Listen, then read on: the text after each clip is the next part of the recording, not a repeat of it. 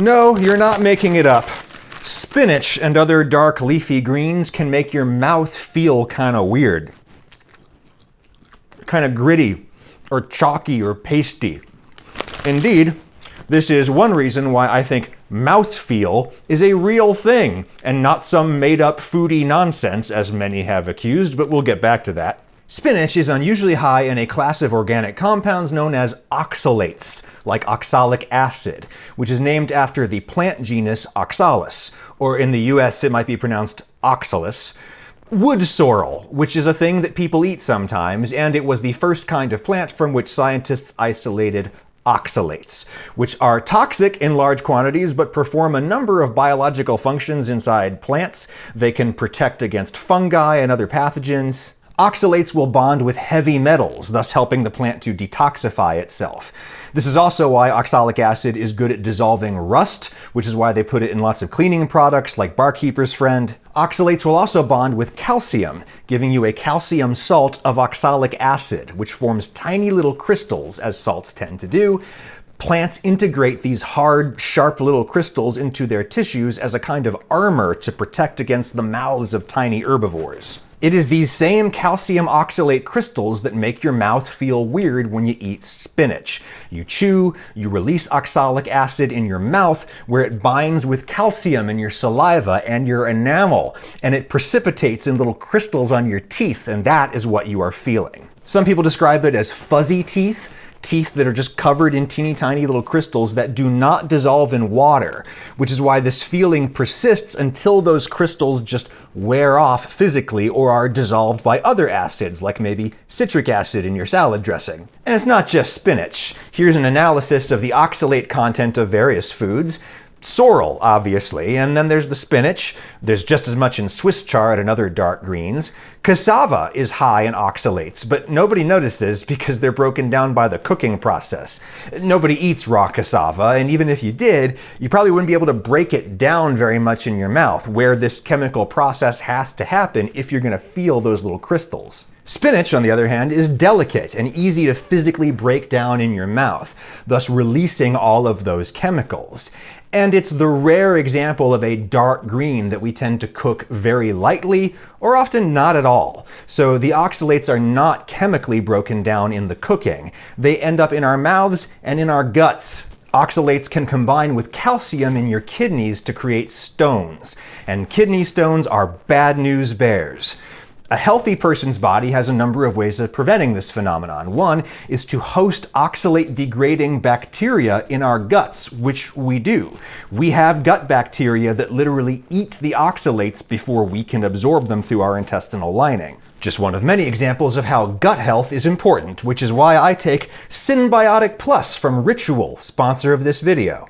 As I have gotten older, I have needed to take my digestion a little more seriously, and I will not get any more specific than that in the context of a food video. I eat lots of plants, I take a fiber supplement with my protein shakes, and I take Synbiotic Plus, Ritual's 3-in-1 prebiotic, probiotic, and postbiotic to support a healthy gut microbiome. Prebiotics support the growth of beneficial bacteria, and postbiotics support gut barrier function. The probiotic itself is the bacteria, and this contains 2 of the world's most clinically studied probiotic strains, all inside a shelf-stable, minty capsule that you can take anytime, with or without food. And it's delayed release to deliver live bacteria to your colon, where they can actually do their thing, helping to break down your food to make it pass through your system without incident, let's just say. Well, I'll be specific about gas. I do notice less gas when taking my Synbiotic Plus, even with the vegetable and legume-heavy diet that I eat. Get 25% off your first Ritual order with my link and code in the description. AdamRagusia25 for 25% off. Thank you, Ritual. Anyway, oxalic acid, the stuff in spinach and other plants that binds with calcium in your mouth to make your mouth feel kind of weird. People who like to advance meat-based diets for various cultural and ideological reasons that we've discussed, people like that try to scare the rest of us about eating vegetables because oxalic acid is an example of an anti-nutrient, something that inhibits the absorption of vitamins and minerals in the gut. This is true, this is real, it's just a terrible reason to avoid eating spinach. Papa, I was right! Spinach is exploding with micronutrients. It's historically notable that cartoonists in the 1930s hyped up spinach as a strength-enhancing food rather than, say, beef or some other protein source. Why? Well, the specific historical reasons vis-a-vis Popeye are complicated and somewhat disputed, but I can speak to the broader state of health in the early 20th century. When otherwise healthy people were weak 100 years ago, it generally wasn't for lack of muscle tone per se, or even for lack of calories. It was for lack of iron and B vitamins and other micronutrients that are necessary for metabolism. If you don't have enough of those micronutrients, you are unable to extract energy from your macronutrients, and you get weak and tired, even if you're eating enough calories from bread and stuff. This is a phenomenon that's well documented in centuries of history and literature, especially stories about soldiers on campaign or sailors at sea.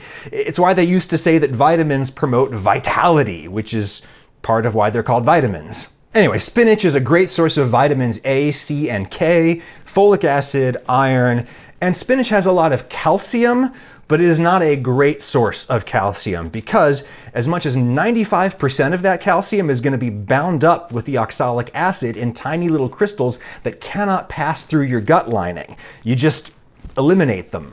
But that's okay, because you can eat other foods to get more calcium. Spinach doesn't have to have everything. And it's good that calcium binds with oxalic acid, because otherwise that oxalic acid ends up in your kidneys where it makes stones. A long time ago, they used to tell people with these kinds of kidney stones to minimize calcium. But now, the mainstream medical advice is to do the exact opposite. If you're gonna eat high oxalate foods, eat them with a lot of calcium so as to form indigestible crystals that you safely dispose of in your bathroom. Now, there is one other high oxalate food that I notice will sometimes make my mouth feel a little weird, and that's chocolate. Particularly, very, very dark, minimally processed chocolate. Cocoa solids contain a whole lot of oxalates, and depending on how the beans were processed, you can end up with a decent concentration of oxalic acid in your mouth that forms those tiny calcium crystals on your teeth. It's not as dramatic as spinach, but it happens. Is that part of the texture of dark chocolate or spinach? No, I don't think so. I think that texture is a physical property of food. It's how the food structure feels as you bite into it and you mash it around in your mouth. In contrast, this fuzzy teeth feeling is the result of a chemical process that happens in your mouth when you eat certain foods. It is not the feeling of the food structure itself. Therefore, I think that we can aptly describe this and other sensations as mouthfeel, a category that includes texture but is not limited to texture. There's other chemical things that affect how your mouth feels when you eat, like the astringency that you get from acidic foods, like dark chocolate or the lemon. That puckering feeling. It's a similar sensation with a different chemical cause that we will discuss on a different day.